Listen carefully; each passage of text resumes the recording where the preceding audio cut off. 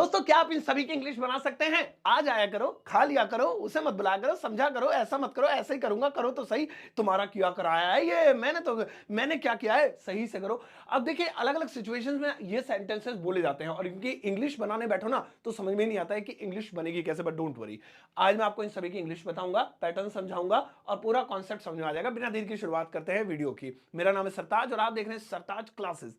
भाई देखिए, सबसे पहला वाला जो आ रहा है वो है आ जाया करो। अरे आ जाया करो यार, मिलने तुम तो मिलते ही नहीं हो, ईद के चांद हो रहे हो, कभी कभार तो आ जाया करो, हफ्ता 10 दिन में। इसे कैसे बोलेंगे? इसे बोलने का इंग्लिश में बहुत प्यारा तरीका है और आप दोस्तों इसे कुछ ऐसे बोल सकते हैं, आ जाया करो, और ये हो जाएगा कीप कमिंग। कीप कमिंग ये बहुत ही ज्यादा पोलाइट वे में बोला जा सकता है। आपके यहां कोई मेहमान है या किसी से आपको कहना है भाई साहब आ जाया करो, तो कीप लगा सकते हैं, यानी कि ये काम जारी रखो, कीप कमिंग। अगर आप इसमें आगे कुछ ऐड करना चाहते हैं, कीप कमिंग एवरी मंथ, हर महीने आ जाया करो। कीप कमिंग एवरी वीक, हर हफ्ते आ जाया करो। कीप कमिंग एवरी डे, रोज आ जाया करो। तो आप इसे बोल सकते हैं। तो पहला वाला याद रखिएगा, आ जाया करो, कीप कमिंग। दोस्तों अगला वाला देखेंगे। नेक्स्ट वाला आता है खा लिया करो। अब किसी से रिक्वेस्ट करें, यार खा लिया करो, थोड़ा मोटे हो जाओ, जरा सेहत वेहत बनाओ, कैसे बने होगा काम, खा लिया करो। भाई इसे बनाने का बहुत प्यारा तरीका है और आप इसे इंग्लिश में बोल सकते हैं should eat it. Should eat it.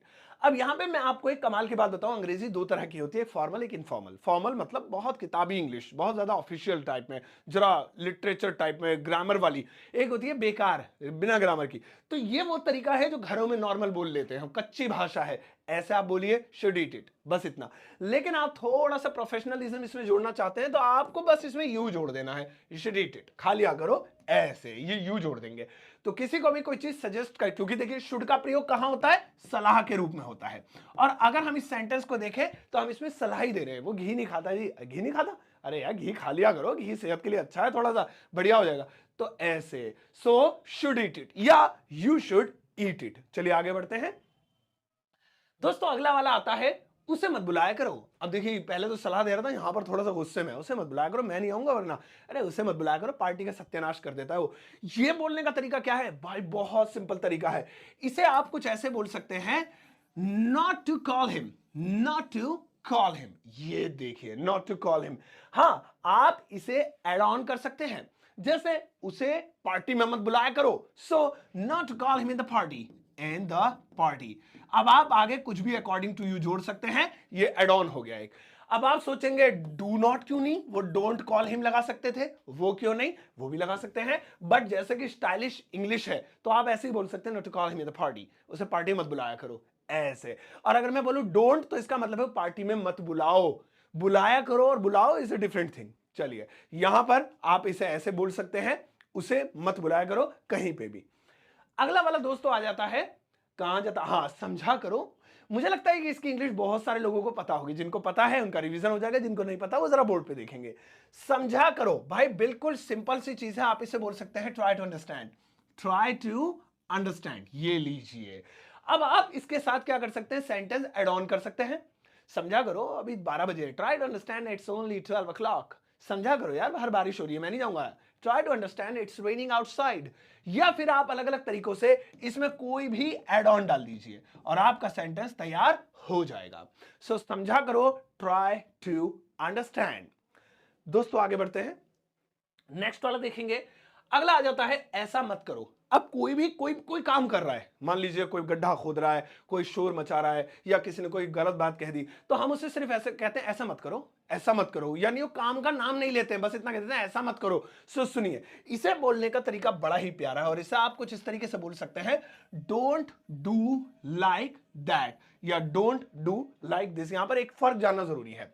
Don't do like this, अगर कोई काम आपकी आंखों के सामने हुआ है और आप कह रहे हैं ऐसे मत करो, जैसे मान लीजिए आप कोई पैकिंग कर रहा है आपके सामने और आप कह रहे हैं ऐसे मत करो, ऐसे नहीं होती, तो वहां पे आंखों के सामने होने वाले काम के लिए हम दिस का प्रयोग करेंगे, है ना? Don't do like this, don't do like this. लेकिन कोई काम दूर हो रहा है या दूर हो रहा है या आपकी आंखों के सामने हुआ ही नहीं है ना, उनने पैक कर दिया, अब विकास जी देखो कैसा है, आपने कहा अरे ये कैसा पैक कर दिया, ऐसा मत करो यार, तो आपके सामने नहीं हुआ था ये काम, so don't do like that, ये हो गया। तो ये होता है फॉर वर्क, यानी कि दूर का काम, और ये होता है आसपास का काम, कोई ऐसा काम जो आपके आंखों के बिल्कुल सामने हुआ है। ये फर्क बहुत सारे लोगों को नहीं पता होता है।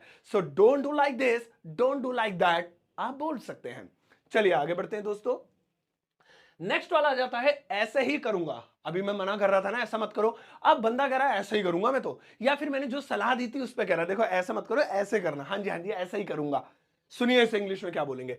इसे आप इंग्लिश में बहुत स्टाइलिश तरीके से बोल सकते हैं, आई विल डू सो। आपने क्या सोचा था कि I will do like this या लाइक दैट आएगा, ये सो नहीं आएगा, नहीं, आई विल डू सो, ये करेक्ट इंग्लिश है। और आप इसे ऐसे बोल सकते हैं, हाँ जी मैं ऐसे ही करूंगा, आई विल डू सो। अब काम चाहे दूर का हो या पास का, इसे दोनों के लिए प्रयोग में लाया जा सकता है। जैसे कि हमने थोड़ी देर पहले बात की थी कि दिस और दैट अलग अलग होते हैं, लेकिन जब मुझे ये कहना है ऐसा ही करूंगा, तो आप सिर्फ इतना बोल सकते हैं, आई विल डू सो, मैं ऐसा ही करूंगा। दोस्तों अगला वाला देखेंगे। नेक्स्ट आता है करो तो सही, करो तो सही।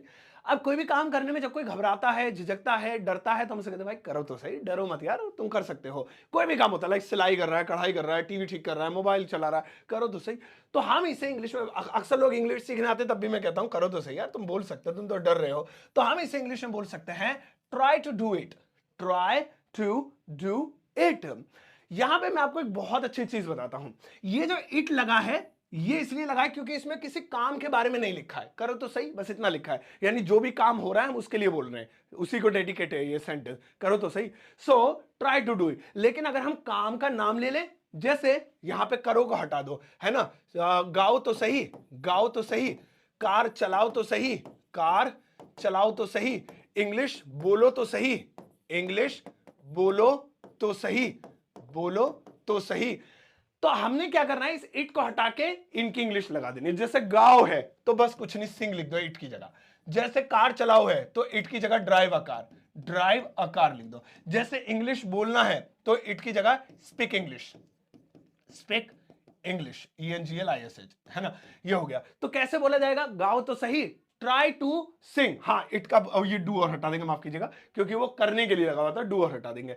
ट्राई टू सिंग, गाओ तो सही, है ना, कार चलाओ तो सही, try to drive a car, है ना, इंग्लिश बोलो तो सही, तुम तो घबरा रहे हो, ट्राई टू स्पीक इंग्लिश, ऐसे। तो हम इस मैटर को हटा देंगे और आगे ऐड ऑन कर देंगे और हमारा सेंटेंस बड़े ही स्मूथली और प्यार से निकल जाएगा। दोस्तों अगला वाला देखेंगे। नेक्स्ट वाला आता है ये तुम्हारा किया कराया है। जैसे आपने कोई काम बिगाड़ दिया है, किसी ने कोई भी काम कर दिया, तो भाई ये इसका किया कराया है, ये सब इनने कराया, ये अच्छा बुरा पॉजिटिव नेगेटिव कुछ भी हो सकता है। तो हम इसे इंग्लिश में कैसे बोलेंगे, ये तुम्हारा किया कराया है। इसे आप इंग्लिश में बोल सकते हैं इट्स ऑल योर डूइंग। देखिए, है ना, कई बार ऐसे सेंटेंसेस होते हैं जो इमेजिन नहीं कर पाते और वो वैसे निकल आते हैं। इट्स ऑल, ये सब, योर तुम्हारा, डूइंग किया कराया, डू माने करना और डूइंग्स मतलब होता है किया कराया, ये उसी में आईएनजी लग के जनरल फॉर्म में ऐसे आप इसे बना सकते हैं। सो ये सब तुम्हारा किया कराया है भाई, तुम ही इसके जिम्मेदार हो, you are responsible, it's all your doing. चलिए आगे बढ़ते हैं दोस्तों। अगला सेंटेंस आ जाता है मैंने क्या किया है। मैंने क्या किया है जी, मेरा नहीं किया कराया। अब यहां पे क्या था, अभी कह रहा था ये सब तुम्हारा किया कराया, उसका जवाब क्या होगा, मैंने क्या किया है, या उससे पहले जवाब नहीं होगा तो कहीं भी किसी भी सिचुएशन में बंदा बोल देता है। सो इसे हम बोल सकते हैं what have I done, what have I done. अगर आप इसे लिख रहे हैं तो क्वेश्चन मार्क जरूर लगाएंगे क्योंकि एक इंटरोगेटिव सेंटेंस है, पहले वालों में अफर्मेटिव है तो फुल स्टॉप लगेगा। व्हाट क्या, है ना, हैव क्यों लगाया, क्योंकि आई के साथ हैव का प्रयोग होता है। अगर यहां आई नहीं होता, लाइक मैंने क्या किया है की जगह सोनू ने क्या किया है, मम्मी ने क्या किया है, पापा ने क्या किया है, भाई ने क्या किया है, तो यहां पे हम हैज का प्रयोग कर देते, आई को हटा के सिंगुलर कोई भी सब्जेक्ट लगाते हुए। फिलहाल मैंने क्या किया है, व्हाट हैव आई डन, ऐसे, व्हाट हैव आई डन। अगला वाला दोस्तों देखेंगे। नेक्स्ट आता है सही से करो। कोई भी काम सही से करो, बोले सही से करे यार, तुम्हें आता ही नहीं है, सही से करो इसको। मान लो कोई पैकिंग कर रहा है, अभी हम उसकी बात करें, सही से करो, इंग्लिश बोल रहे हो, सही से करो यार, गलत बोल रहे हो, या ये काम कर सही से करो। तो इसे आप बड़ी ही प्यार से, बड़ी ही आसानी से बोल सकते हैं, do it in a good way, do it in a good way, है ना। अब देखिए यहां पर डू इट और इन, ये एक चीज है, ये पार्ट अगर हम हटा दें, ये पार्ट अगर मान लीजिए मैं निषेध कर दूं, है ना, प्रोहिबिटेड, तो आप इसकी जगह कुछ और लगा सकते हैं, सही से चलाओ, drive in a good way, हाँ जी, इन और आएगा। Drive in a good way, या फिर सही से बोलो speak in a good way, speak in a good way. सही से लिखो, right in a good way. ऐसे तो किसी को भी बोलना ना कोई काम सही से करो, तो पहले तो आप ऐसे बोल सकते हैं do it in a good way, लेकिन आप उस काम का नाम ले दें, सही से बोलो, सही से चलो, सही से खेलो। सो यहां पे डू इट की जगह ड्राइव, स्पीक या जो भी काम है इन अ गुड वे बोल देंगे और आपका काम हो जाएगा। दोस्तों अगर आप यहां तक आ गए ना तो आप बहुत मेहनती हैं, क्योंकि वीडियो खत्म हो गई है ऑलमोस्ट। अब बारी है आपके टेस्ट की। मैं आपका एग्जाम लेना चाहता हूं, टेस्ट लेना चाहता हूं। देखिए यहां पर कुछ सेंटेंसेस लिखे हुए हैं, इन सभी की इंग्लिश आपको वीडियो के कमेंट सेक्शन में बनानी है। ये वही है जो मैंने आज आपको सिखाया, उन्हीं से रिलेटेड सेंटेंसेस है। मैं आपके आंसर को एक हार्ट और एक लाइक जरूर दूंगा, जिससे आपको एकदम पता लगेगा कि मैंने आपका कमेंट पढ़ लिया।